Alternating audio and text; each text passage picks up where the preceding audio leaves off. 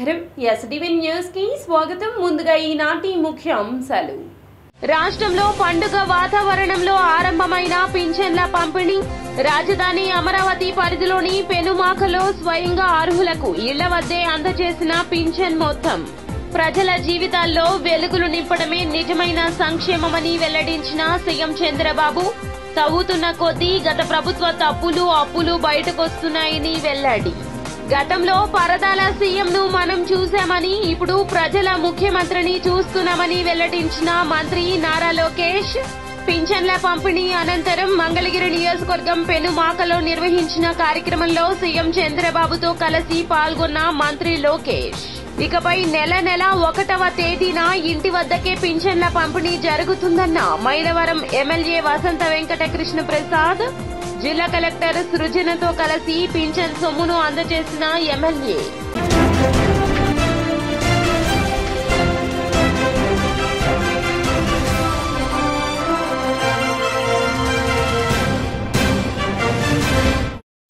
ఇక డీటెయిల్స్ చూస్తే రాష్ట్రంలో పింఛన్ల పంపిణీ కార్యక్రమం పండుగ వాతావరణంలో ఆరంభమైంది.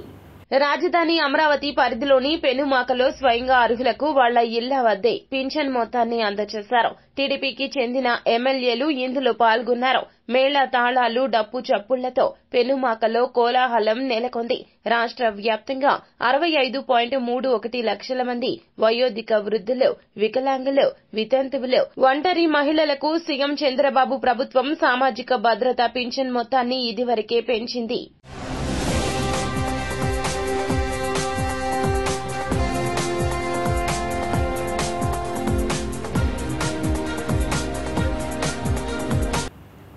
ప్రజల జీవితాల్లో వెలుగులు నింపడమే నిజమైన సంక్షేమమని సీఎం నారా చంద్రబాబు నాయుడు వెల్లడించారు.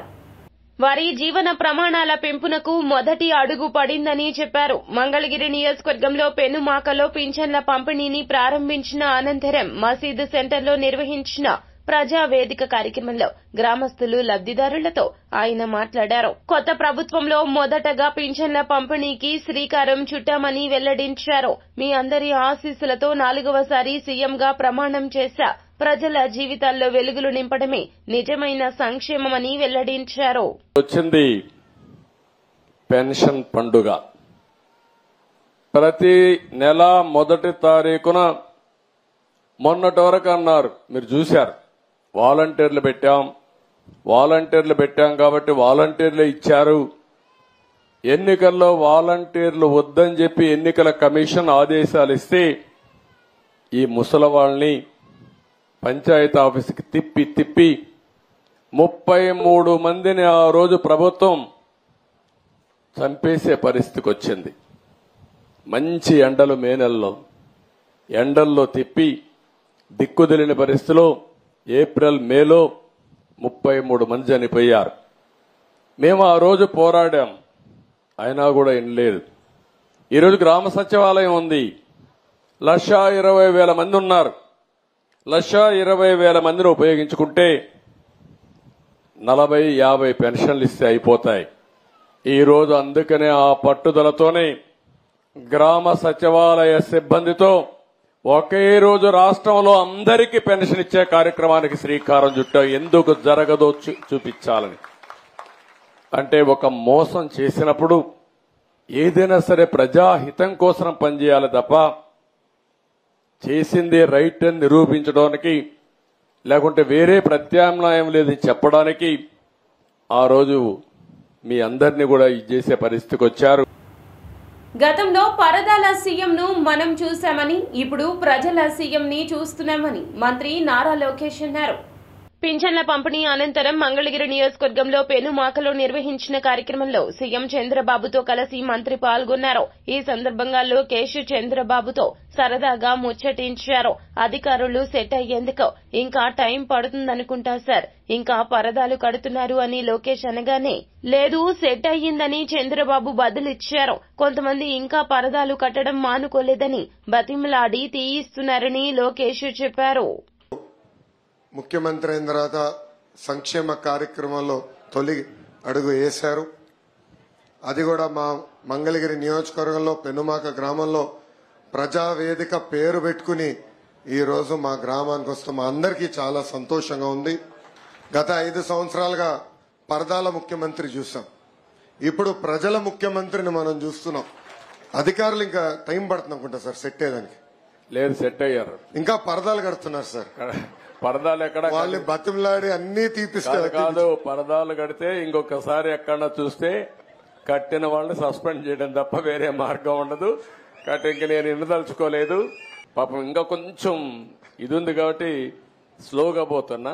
ఇప్పుడు స్పీడ్ పెంచాలి ఇంకా, అంతే. నేను అందుకే చెప్పా 95 ముఖ్యమంత్రిని చూస్తారని. 4.0 95. ఇకపై నెల 1వ తేదీన ఇంటి వద్దనే పింఛన్ల పంపిణీ జరుగుతుందని ఎమ్మెల్యే వసంత వెంకట కృష్ణ ప్రసాద్ వెల్లడించారు. జిల్లా కలెక్టర్ సృజనతో కలిసి పింఛన్ సొమ్మును అందజేశారు ఎమ్మెల్యే కృష్ణ ప్రసాద్. ఇక నెల 1వ తేదీన లబ్దిదారుల ఇంటి వద్దనే పింఛన్ల పంపిణీ చేసేందుకు ప్రభుత్వం అన్ని చర్యలు చేపట్టినట్లు తెలిపారు. విజయవాడ రూరల్ మండలంలోని JNNURM కాలనీలో ఎన్టీఆర్ జిల్లా కలెక్టర్ సృజనతో కలిసి ఎమ్మెల్యే కృష్ణ ప్రసాద్ సోమవారం ఉదయం పెంచిన పింఛన్ సొమ్మును లబ్దిదారులకు అందజేశారు.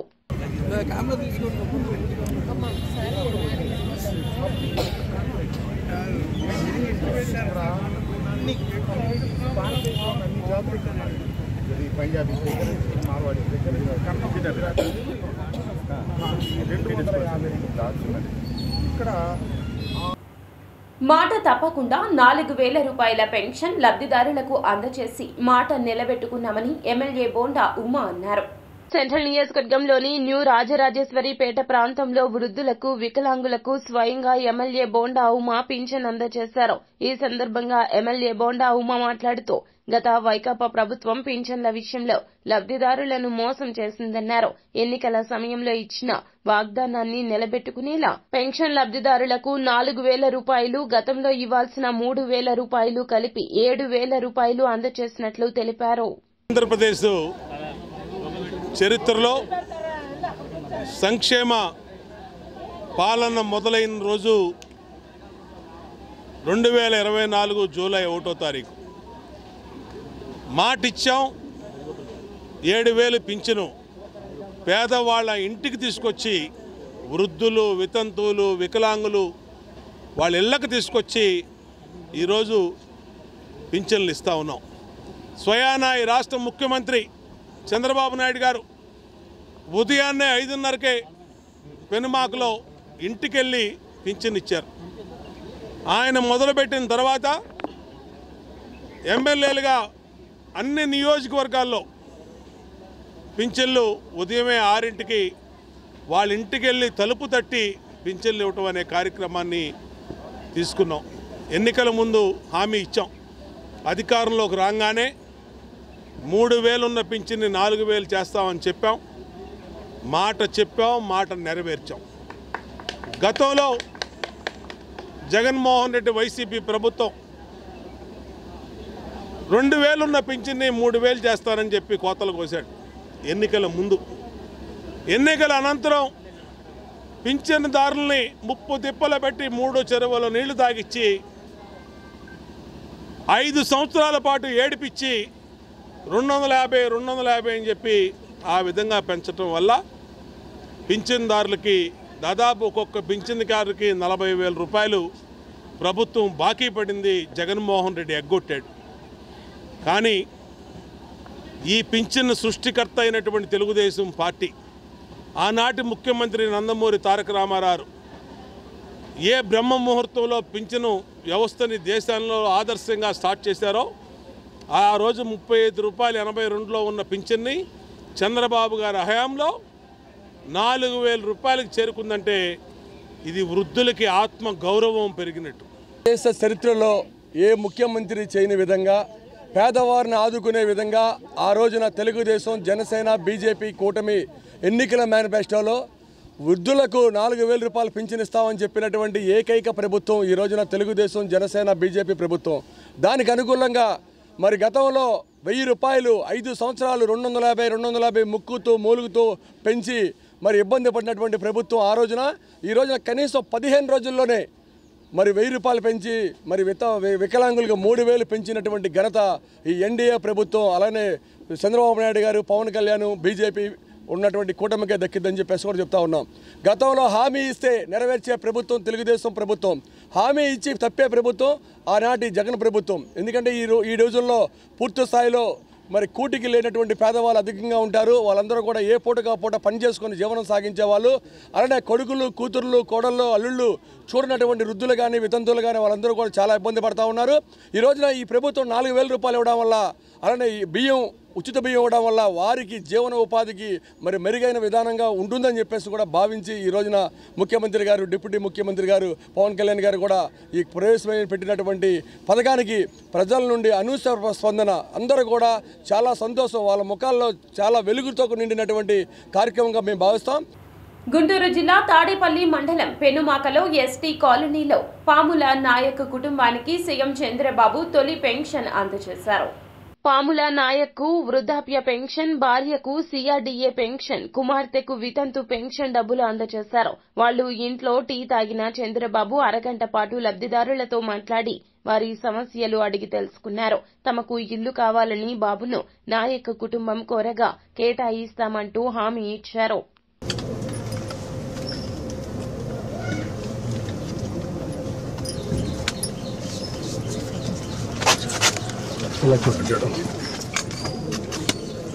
కొంచెం ఇట్రండి ముకుందండి.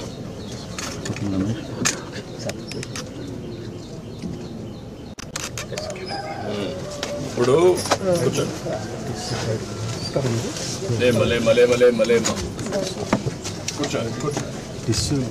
పేదవాళ్ళ కోసమే మనం ఈ పింఛన్లు ఇస్తున్నాం. అదే మాదిరిగా సరే మీకు ఇల్లు లేదు, ఇల్లు కట్టేయమంటాం.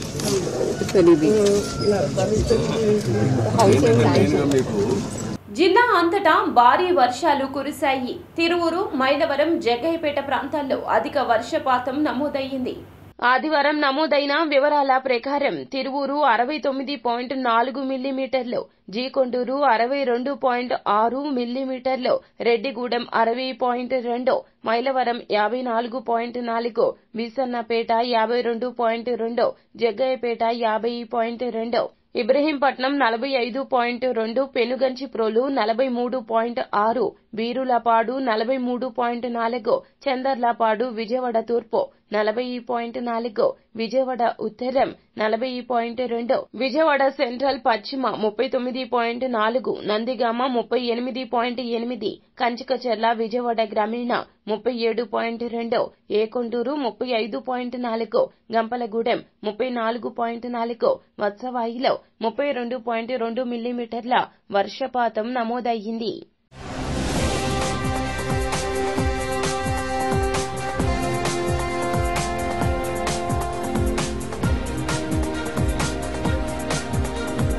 చంద్రబాబుకు ప్రజల నుంచి భారీ వినతులు వస్తున్న నేపథ్యంలో ఒక టోల్ ఫ్రీ నెంబర్ ఏర్పాటు చేసినట్లు టీడీపీ రాష్ట్ర అధ్యక్షులు పల్లా శ్రీనివాసరావు వెల్లడించారు.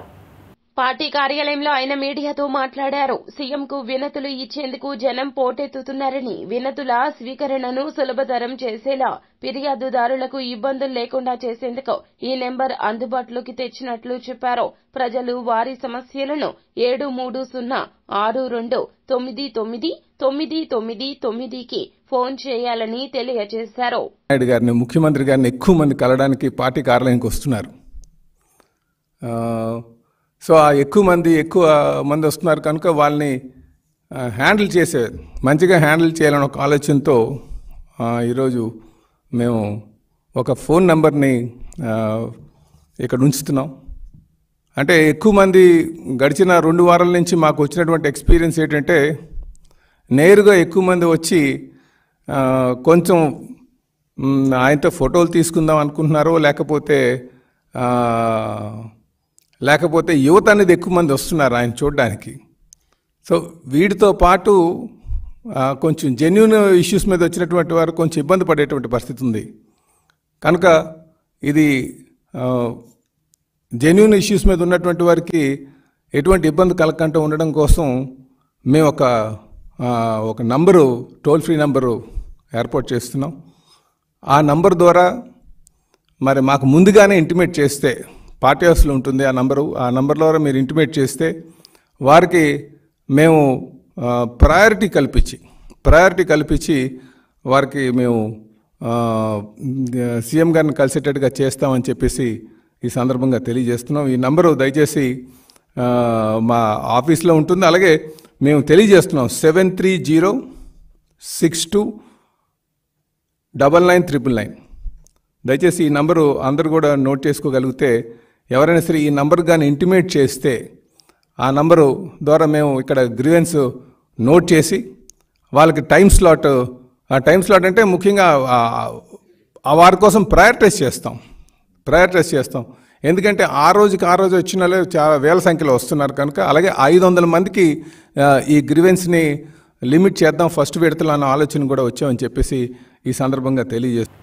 విశాఖ నుంచే ఉచిత బస్సు పథకాన్ని ప్రారంభిస్తామని మంత్రి రాంప్రసాద్ రెడ్డి వెల్లడించారు. ఈ పథకం అమలు చేస్తున్న తమిళనాడు, తెలంగాణ, కర్ణాటక రాష్ట్రాల్లో పర్యటించి అధ్యయనం చేస్తామన్నారు. గత వైసీపీ సర్కార్ ఆర్టీసీని ప్రభుత్వంలో పూర్తిగా విలీనం చేయలేదని విమర్శించారు. సిబ్బంది, ఉద్యోగులకు ఇబ్బంది లేకుండా ఆర్టీసీని ప్రక్షాళన చేస్తామన్నారు. ఎలక్ట్రిక్ బస్సులు ప్రవేశపెడతామన్నారు. ప్రక్షాళన చేస్తామని స్పష్టం చేశారు. మేనిఫెస్టోలో అయితేనే మా ప్రభుత్వం ఇచ్చిన హామీలలో ముఖ్యమైన హామీ మహిళలకు ఉచిత ప్రయాణం. గత 14 రోజుల నుంచి ఎన్నో మీటింగుల్లో, ప్రెస్ మీట్స్లో నేను ఒకటే చెప్తున్నా, మేము ఆరంభ సూర్యులం కాదు.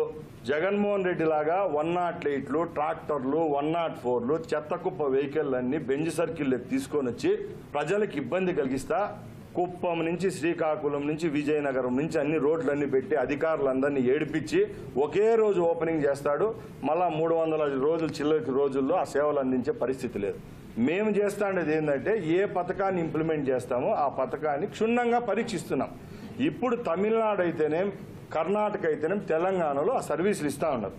ఇప్పుడు మీరు హైదరాబాద్ పోయే వాళ్ళు ఎవరైనా ఒకసారి అడగండి, రోజు పేపర్లో వస్తుంది డిస్ట్రిక్ట్ ఎడిషన్లో కొన్ని పొరపాట్లు జరుగుతున్నాయి. జీరో టికెటింగ్ అంటే ఎట్లా? బయట రాష్ట్రాల్లో కూడా ఈ రాష్ట్రాల్లో ఉంటారు, వాళ్ళకి ఆధార్ కార్డు ఉండదు, వాళ్ళు బస్సు ఎక్కితే ఎవరైనా దింపేస్తే లేడీస్ని ఏం చేయాలా? ఇవన్నీ సమస్యలు ఉన్నాయి కాబట్టి అధికారికంగా 3 రాష్ట్రాల్లో పర్యటిస్తాం.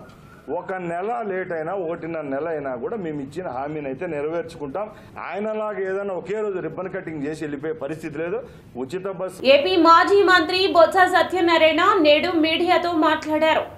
తమ పార్టీ కార్యాలయాల్లోకి అధికార పార్టీ నేతలు చొరబడుతున్నారని, గతంలో ఎప్పుడూ ఇలాంటి పరిణామాలు చోటు చేసుకోలేదన్నారు. నిబంధనలకు లోబడే తమ పార్టీ కార్యాలయాల నిర్మాణాలు జరుగుతున్నాయన్నారు. విపక్ష వైసీపీ కార్యాలయానికి వెళ్లి అధికార పార్టీ ఎమ్మెల్యే పరిశీలించడం ఏమిటంటూ ప్రశ్నించారు. కావాలనుకుంటే ప్రభుత్వ కార్యాలయాలకు వెళ్లి పరిశీలించుకోండి అంటూ వ్యాఖ్యానించారు. యూనివర్సిటీల్లో వీసీల పైన దౌర్జన్యాలు జరుగుతున్నాయని వెల్లడించారు. అంగీకరించదు కాబట్టే ఈరోజు మళ్ళీ ఈ రకంగా మీ ముందుకు వచ్చి ప్రెస్ కాన్ఫరెన్స్ పెట్టడం అవుతుంది. అవి సమంజసం కాదు. ఎందుకంటే ప్రభుత్వాలు ఏర్పాటున ప్రభుత్వాలకి ప్రజాస్వామ్యంలో ఎన్నో అవకాశాలు ఉన్నాయి, ఎన్నో హక్కులు ఉన్నాయి. అలాగే సైమల్టేనియస్గా సామాన్య ప్రధానికానికి కానీ ప్రజలకు కానీ వాళ్ళకు కూడా అదే హక్కులు సైమల్టేనియస్గా ప్రజాస్వామ్యంలో ఇచ్చాయి. ఉదాహరణకి మధ్యకాలంలో రాష్ట్రం అంతా జరిగే, మన విజయనగరంలో కూడా జరిగింది, చూశాను. మన విజయనగరం పార్టీ ఆఫీస్కి వచ్చి అధికారంలో ఉన్న పార్టీ నాయకులు, గౌరవ శాసనసభ్యులు అడిగి వెళ్ళడం అనేది చూశాను. నాకు తెలిసి ఎప్పుడు విజయనగరం లాంటి సంస్కృతి, ఇలాంటి పరిస్థితులు ఎప్పుడు లేవు. ఎందుకంటే పార్టీ ఆఫీస్ అనేది అది పూర్తిగా అది ప్రైవేటు, అది ఒక పార్టీది, పార్టీ తొలగేది. అదే ఒక ప్రభుత్వ ఆఫీస్ అయితే ఇట్స్ ఫైన్ కాదు, తప్పు కాదు. ఇప్పుడు Vizag young rebel star Prabhas నటించిన కల్కి 2898 AD సినిమా థియేటర్స్ లో సందడి చేస్తోంది. బుజ్జి పేరు వినగానే ఇంట్లో పిల్లలు లేక స్నేహితులు గుర్తుకు వచ్చేవారు. కానీ ఇప్పుడు బుజ్జి అనగానే రెబల్ స్టార్ ప్రభాస్ నటించిన కల్కి సినిమాలోని వాహనం కళ్ల ముందు కదలాడుతోంది. విభిన్నమైన ఆకృతిలో ఉన్న బుజ్జి వాహనం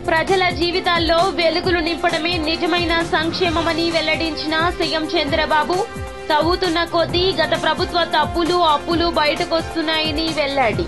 గతంలో పరదాల సీఎంను మనం చూశామని, ఇప్పుడు ప్రజల ముఖ్యమంత్రిని చూస్తున్నామని వెల్లడించిన మంత్రి నారా లోకేష్, పింఛన్ల పంపిణీ అనంతరం మంగళగిరి నియోజకవర్గం పెనుమాకలో నిర్వహించిన కార్యక్రమంలో సీఎం చంద్రబాబుతో కలిసి పాల్గొన్న మంత్రి లోకేష్, ఇకపై నెల 1వ తేదీన ఇంటి వద్దకే పింఛన్ల పంపిణీ జరుగుతుందన్న మైలవరం ఎమ్మెల్యే వసంత వెంకట కృష్ణ ప్రసాద్, జిల్లా కలెక్టర్ సృజనతో కలిసి పింఛన్ సొమ్మును అందజేసిన ఎమ్మెల్యే. ఎస్బీవీ న్యూస్ సమాప్తం. నమస్కారం.